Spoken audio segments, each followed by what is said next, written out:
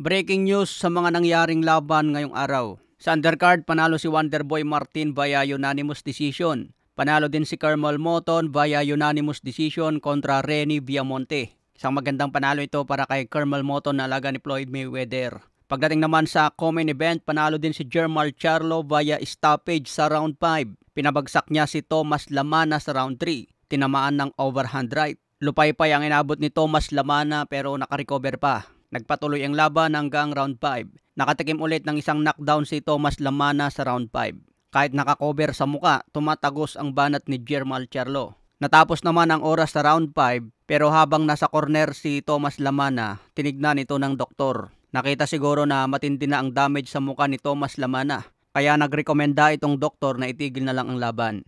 Kaya panalo si Jermall Charlo via TKO sa round 5. Ito ang muling pagbabalik ni Jermall Charlo matapos ang 2 taon dahil huling laban niya noong 2023 pa. Tinalo niya si Jose Benavides Jr. Sa ngayon may bagong kartada si Jermall Charlo na 33 wins, 22 KOs, wala pang talo. Ang tinalo ni Canelo Alvarez noon ay yung kapatid na si Jermall Charlo. Itong si Jermall mga tol ay still undefeated. Pagdating naman sa main event, natalo si Caleb Plant via split decision.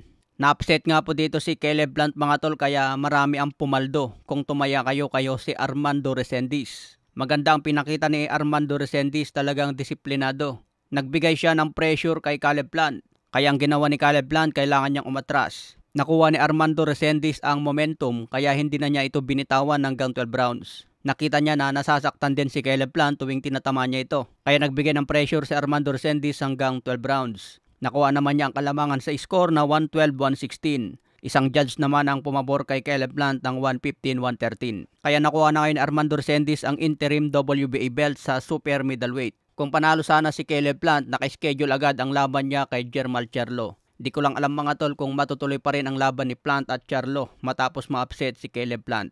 Bagong interim WBA champion si Resendiz at may kartadang 16 wins, 11 KOs, may 2 talo. Isang Mexican fighter ito, may edad na 26. Samantala si Caleb Plant, bumagsak ang kartada sa 23 wins, 14 KOs, may 3 talo. Okay mga tol, yan lang muna ang mainit na update sa mga nangyaring laban ngayong araw.